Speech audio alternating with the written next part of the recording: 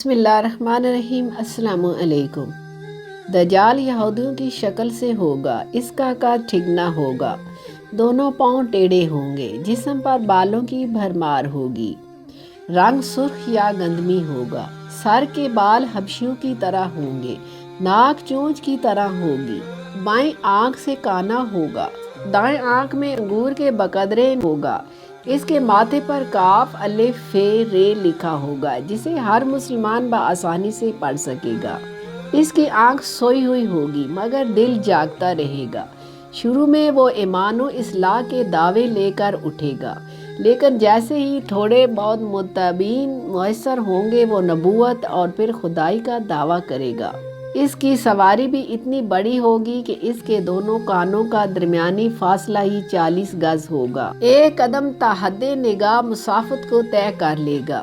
دجال پکا جھوٹا اور اعلیٰ درجے کا شعبدہ باز ہوگا۔ اس کے پاس غلوں کے ڈھیر اور پانی کی نہریں ہوگی۔ زمین میں مدفون تمام خزانے باہر نکل کر شہد کی مکھیوں کی مائن اس کے ساتھ ہوں گے۔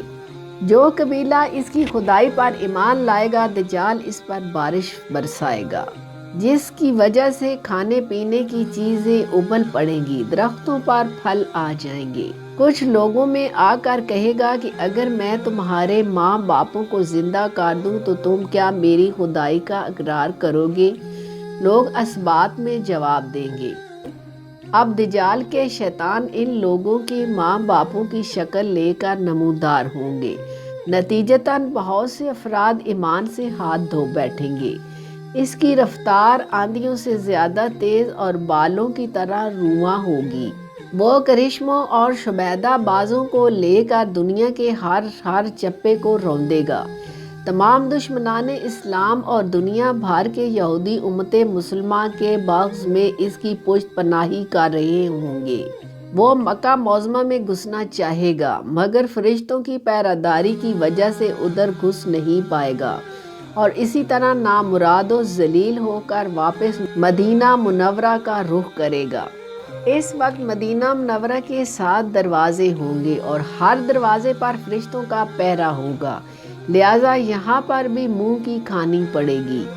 انہی دنوں مدینہ منورہ میں 3 مرتبہ زلزلہ آئے گا جس سے گھبرا کر بہت سارے بے دین شہر سے نکل کر بھاگ نکلیں گے۔ باہر نکلتے ہی دجال انہیں لقمہ بنا کر نگل جائے گا۔ آخر ایک بزرگ اس سے بحث و مناظرے کے لیے نکلیں گے اور خاص اس کے لشکر میں پہنچ کر اس کی بابت دریافت کریں گے۔ لوگوں کو اس کی باتیں شاق گزریں گی، لہٰذا اس کے قتل کا فیصلہ کریں گے، مگر چند افراد آڑے آ کر یہ کہہ کر روک دیں گے کہ ہمارے خدا دجال کی اجازت کے بغیر اس کو قتل نہیں کیا جا سکتا ہے۔ چنانچہ اس بزرگ کو دجال کے دربار میں حاضر کیا جائے گا۔ یہاں پہنچ کر یہ بزرگ چلا اٹھے گا کہ میں نے پہچان لیا کہ تو ہی دجال ملعون ہے اور رسول پاک صلی اللہ علیہ وآلہ وسلم نے ہمیں تیرے ہی خروج کی خبر دی تھی۔ دجال اس خبر کو سنتے ہی آپے سے باہر ہو جائے گا اور اس کو قتل کرنے کا فیصلہ کرے گا۔ درباری فوراً اس کے 2 ٹکڑے کر دیں گے۔ دجال اپنے حواریوں سے کہے گا کہ اب اگر میں اس کو دوبارہ زندہ کر دوں تو کیا تم کو میری خدائی کا پختہ یقین ہو جائے گا؟ یہ دجالی گروپ کہے گا کہ ہم تو پہلے ہی آپ کو خدا مانتے ہوئے آ رہے ہیں، البتہ اس معجزہ سے ہمارے یقین میں اور اضافہ ہو جائے گا۔ دجال اس بزرگ کے 2 ٹکڑوں کو اکٹھا کر کے زندہ کرنے کی کوشش کرے گا۔ ادھر وہ بزرگ بجائے حکم الہی کھڑا ہو جائے گا اور کہیں گے اب تو مجھے اور زیادہ یقین آ گیا کہ تو ہی دجال ملعون ہے۔ وہ جھنجھلا کر دوبارہ انہیں ذبح کرنا چاہے گا لیکن اب اس کی قدرت سلب کر لی جائے گی۔ دجال شرمندہ ہو کر انہیں اپنے جہنم میں جھونک دے گا، لیکن یہ آگ ان کے لیے ٹھنڈی اور گلزار بن جائے گی۔ اس کے بعد وہ شام کا رخ کرے گا، لیکن دمشق پہنچنے سے پہلے ہی حضرت مہدی علیہ السلام وہاں پہنچ چکے ہوں گے۔ دجال دنیا میں صرف 40 دن رہے گا۔ ایک دن ایک سال، دوسرا ایک مہینہ اور تیسرا ایک ہفتہ کے برابر ہوگا، بقایا معمول کے مطابق ہوں گے۔ امام مہدی علیہ السلام دمشق پہنچتے ہی زور و شور سے جنگ کی تیاری شروع کر دیں گے، لیکن صورتحال بظاہر دجال کے حق میں ہی ہوگی، کیونکہ وہ اپنے مادی افرادی طاقت کے بل پر پوری دنیا میں اپنا سکہ بٹھا چکا ہوگا۔ اس لیے عسکری طاقت کے اعتبار سے تو اس کی شکست بظاہر مشکل ہوگی، مگر اللہ کی تائید اور نصرت کا سب کو یقین ہوگا۔ حضرت مہدی علیہ السلام اور تمام مسلمان اسی امید کے ساتھ دمشق میں دجال کے ساتھ جنگ کی تیاریوں میں ہوں گے۔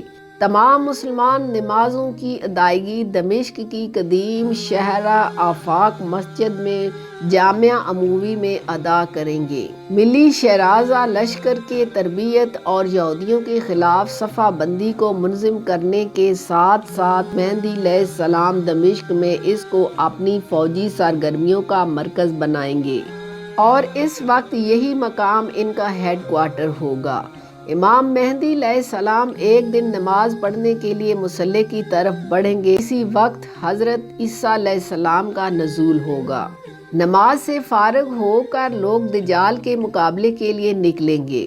دجال حضرت عیسیٰ علیہ السلام کو دیکھ کر ایسا گھلنے لگے گا جیسے نمک پانی میں گھل جاتا ہے، پھر حضرت عیسیٰ علیہ السلام آگے بڑھ کر اس کو قتل کر دیں گے، اور حالت یہ ہوگی کہ شجر و حجر آواز لگائیں گے کہ اے روح اللہ، میرے پیچھے یہودی چھپا ہے۔ چنانچہ وہ جدال کی چیلوں میں سے بھی کسی کو نہیں چھوڑیں گے۔ پھر وہ صلیب کو توڑیں گے، یعنی صلیب پرستی ختم کر دیں گے، خنزیر کو قتل کر کے جنگ کا خاتمہ کریں گے، اور اس کے بعد مال و دولت کی ایسی فراوانی ہوگی کہ اسے کوئی قبول نہ کرے گا، اور لوگ ایسے دیندار ہو جائیں گے کہ ان کے نزدیک ایک سجدہ دنیا مافیہ سے بہتر ہوگا۔